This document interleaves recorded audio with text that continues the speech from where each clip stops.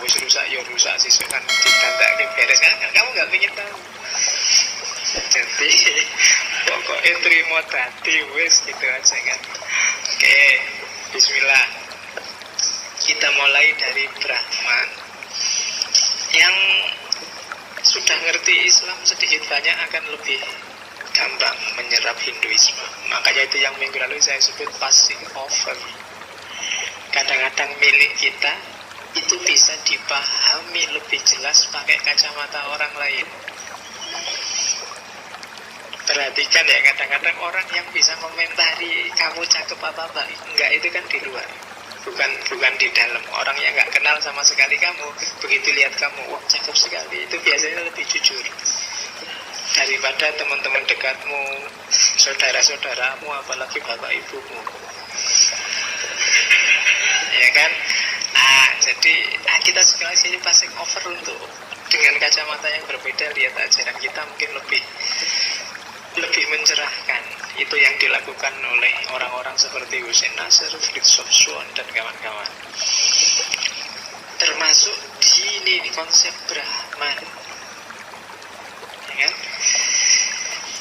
Brahman ini, iya, kalau di kita Tuhan. Kalau di Hindu masih ada sosoknya. Meskipun nanti aliran tertentu sudah nggak ada sosoknya. Nanti kalau di Buddha nggak ada sosoknya sama sekali. Tapi yang jelas Brahman itu persis. Kalau ada yang ngerti sifat-sifatnya Allah, Asmaul Husna itu plek ada di situ semua. Kekal, imanen, tak terbatas, awal, akhir, menguasai bentuk, ruang, waktu, energi, dan segala isi di dalamnya itu Brahman. Dia punya tangan, punya kaki, punya mata, itu tak ambil dari Bhagavad Gita. Sabdanya Krishna pada Arjuna waktu perang Mahabharata, itu kisah simbolik sebenarnya. Jadi orang Hindu itu ngajinya Bhagavad Gita, meskipun kitab sucinya yang utama ada 3, Veda, kemudian Upanishad, dan Bhagavad Gita. Nah, yang Gita ini biasanya yang dipakai untuk ngaji. Jadi kalau biasanya ada orang Hindu kok lihat film-film Hindu kok ada ngajinya, itu biasanya ngaji Gita ini. Gita itu ya Bhagavad Gita yang diambil dari kisah Mahabharata. Jadi yang tebelnya segini, cuma ngomongnya di detik-detik perang mau dimulai. Jadi kalau di Mahabharata itu enggak, orang melihatnya Krishna sama Arjuna itu cuma ngomong sebentar, tapi sebentar itu jadi jilid yang tebal sekali tentang hakikat hidup dan kehidupan.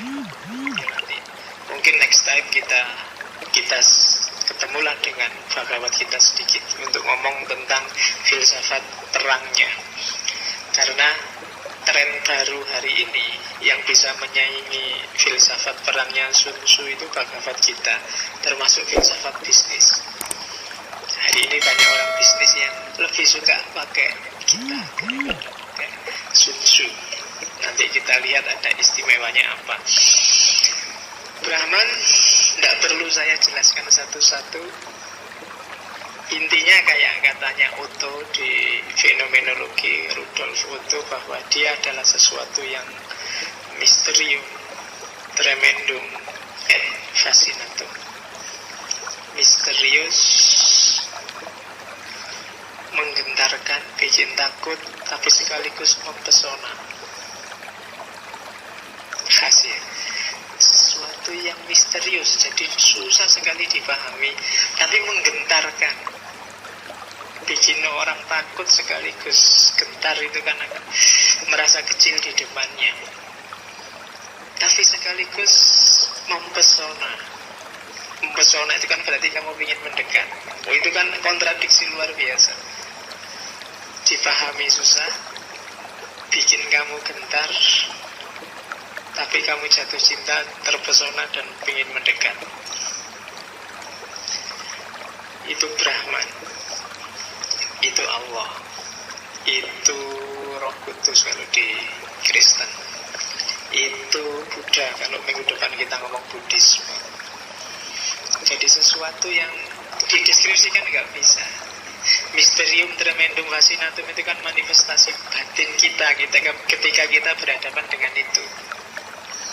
Kalau kamu belum pernah merasakan itu, saya sejak kecil Islam Pak, tapi Allah itu nggak pernah bikin aku ingin tahu misteri, nggak pernah bikin aku tergetar, dan nggak pernah bikin aku terpesona.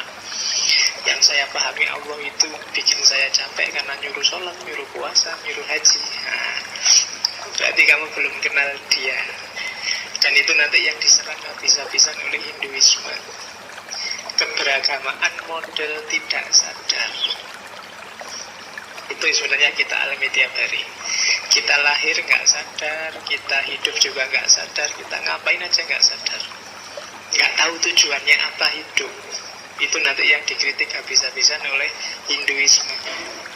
Kita lahir dulu kan nggak merancang juga, tiba-tiba lahir, nggak sadar. Terus kita jalani juga nggak sadar. Kita melakukan apa aja juga secara nggak sadar. Bahkan ngaji malam ini mungkin kamu entah sadar entah nggak juga. Kamu nggak jelas kenapa sih kamu harus ngaji, ngapain kamu harus ngaji, arahnya kemana kamu harus ngaji. Ya itu berarti tidak sadar. Saya ada teman yang mantan mahasiswaku sih sebenarnya, yang S1-nya aja 4 jurusan. Ya kan? Itu belum apa-apa, S2-nya 8 jurusan. S3-nya 2 jurusan. Lalu ngopo kuwi kira-kira? Ya kan? Apa sih yang dia inginkan misalnya? Kalau kamu tanya, kamu sendiri kan juga gitu. Kamu melakukan apa aja kadang-kadang kan juga nggak sadar. Ngapain sih kamu ngambil jurusan itu, kuliah di situ? Bahkan kamu muslim aja hari ini kalau tak tanya kenapa sih kamu masih muslim, sadar nggak sih kamu itu muslim loh? Mungkin jawabanmu juga masih ngambang. Itu nanti yang dikritik habis-habisan oleh Hinduisme. Ketidaktahuan yang berujung ketidaksadaran. Karena nggak sadar, maka kamu nggak naik kelas. Karena nggak naik kelas, ya kamu ngulang terus di kelasmu. Nggak lulus-lulus. Itu kan yang disebut lahir kembali, lahir kembali. Lah kamu nggak naik kelas, ya tetap di kelas yang sama. Lulus itu kan moksa itu. Ya kan? S1 sampai 8 tahun, yang ngulang terus kan. Nggak lulus-lulus kamu berarti di kelas itu. Hidup juga begitu. Kalau kualitasnya nggak lebih bagus dari hidupmu yang dulu, katanya orang Hindu, ya kamu tetap di kelas yang sama, muter terus, nggak ada habis-habisnya. Dan itulah samsara. Diterjemahkan dalam bahasa Indonesia, sengsara. Sebenarnya kamu itu sengsara loh, meskipun kamu punya motor, HP-mu bagus, IP-mu bagus, tapi kamu membulit terus di situ. Jadi hidupmu kamu ulang-ulang di situ terus nggak naik-naik kelas. Ya bener kamu sukses, bener kamu mungkin jadi dosen, jadi guru, jadi ustadz, tapi kamu kualitas hidupmu sama, nggak naik. Nah itu nanti antara lain problemnya Hinduisme. Yang pertama Brahman. Brahman meliputi segala sesuatu. Nanti kalau di Jawa sosoknya Brahman diterjemahkan jadi namanya kasunyatan. Dia ada di mana-mana. Maka segala realitas, segala fenomena itu sebenarnya manifestasinya dia, menunjukkan bahwa dia hadir. Kita ngaji di sini malam ini menunjukkan bahwa dia hadir. Kita nggak jadi di masjid sana menunjukkan bahwa dia terlibat. Kita terpaksa harus ngotong-ngotong teh ke sini padahal panas itu. Itu kan kasunyatan juga. Ada hal-hal yang menyeret kita, yang membawa kita dalam satu skenario besar, yang kita ada di skenario besar itu, itulah kasunyatan. Dan di balik kasunyatan itu, itulah Brahman. Kalau bahasa Qur'annya wallahu bikulli syai'in Muhit. Muhit itu meliputi segala sesuatu, ada di mana-mana, dalam kondisi apapun, dengan model apapun, termasuk yang jelek-jelek. Nanti Hindu punya penjelasan yang khas tentang yang jelek-jelek. Oke ya, itu Brahman. Yang kedua Atman. Atman itu bagian kecil dari Brahman yang ada di setiap makhluk hidup. Itu namanya Atman, termasuk dalam diri manusia. Kita menyebutnya jiwa. Bahasa sananya jiwatman. Ya, pokoknya ini tiga iman ini. Koncone Superman sama Batman ini. Oke. Jadi ada Brahman, ada Atman.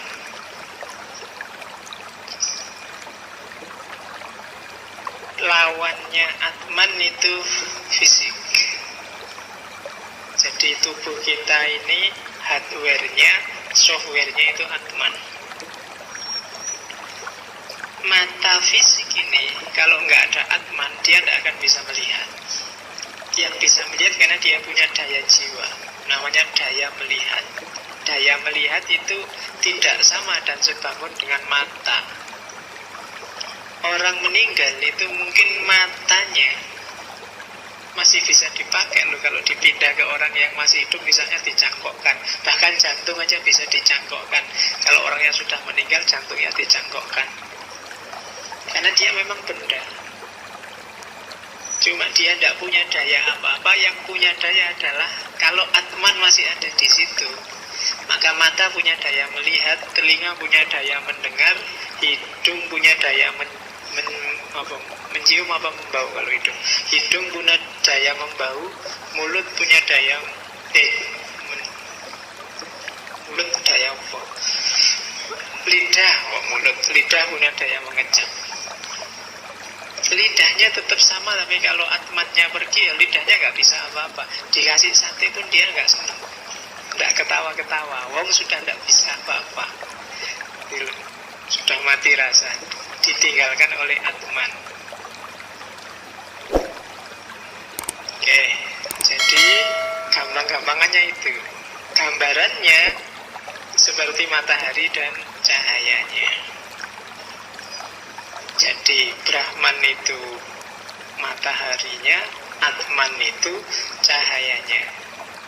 Konsep ini sama persis dengan yang dikembangkan oleh Al-Hallaj dan kawan-kawan, termasuk Suhrawardi dengan filsafat cahayanya. Makanya khazanah kebenaran abadi itu kan yang disebut sanata dharma.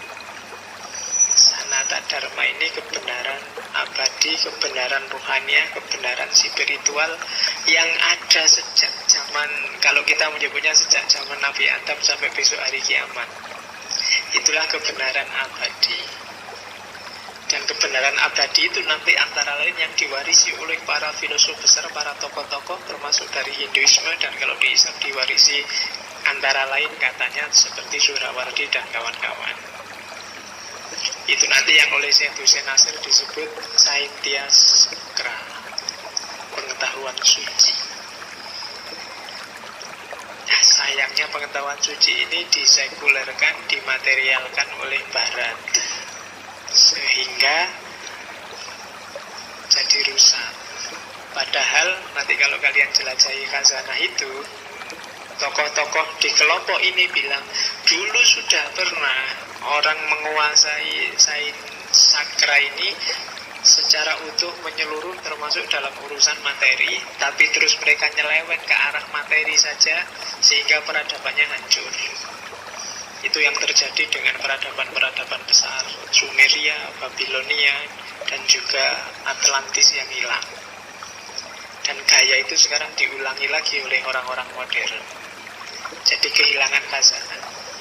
Bahkan di salah satu buku yang saya baca ada yang bilang bahwa pengetahuan suci termasuk tentang materi itu dikuasai oleh beberapa orang-orang suci. Nah, kalau di Islam menyebutnya beberapa wali yang tersembunyi. Dan hari ini pengetahuan itu nggak diobral secara gratis, dikeluarkan satu-satu aja sesuai kepentingannya manusia. Karena kalau tiba-tiba dikeluarkan semua, nasibnya kayak Atlantis, nasibnya kayak cuma satu-satu pun karena dunia ini sudah tua, ya sudah banyak keluarnya. Jadi tinggal ditunggu akhirnya akan ada siklus. Nah itu cari sendiri di khazanah-khazanah spiritual. Termasuk yang punya referensi agak bagus tentang yang gini-gini, aliran, kalau di versi aliran Bahai, atau cari di tasawuf falsafi yang tertarik. Cuma yang enggak apa-apa karena isinya bulat. Ya. Nah, cuplikan kecilnya dari Sanata Dharma itu nanti ada di Hindu. Makanya di sebelah ada kampus Sanata Dharma. Itu sebenarnya yang punya harusnya Hindu, harusnya kampus Hindu itu. Harusnya, cuma dipakainya enggak apa-apa. Oh, cuma istilah. Sanata Dharma itu kan istilah yang sejajar dengan filsafat perennial, istilah yang sejajar dengan tadi Saintia Sakra, istilah yang sejajar dengan tradisi primordial, istilah yang sejajar dengan kebenaran abadi. Jadi tidak apa-apa kamu bikin lembaga baru dengan nama yang ya berbeda padahal maksudnya sama. Oke. Itu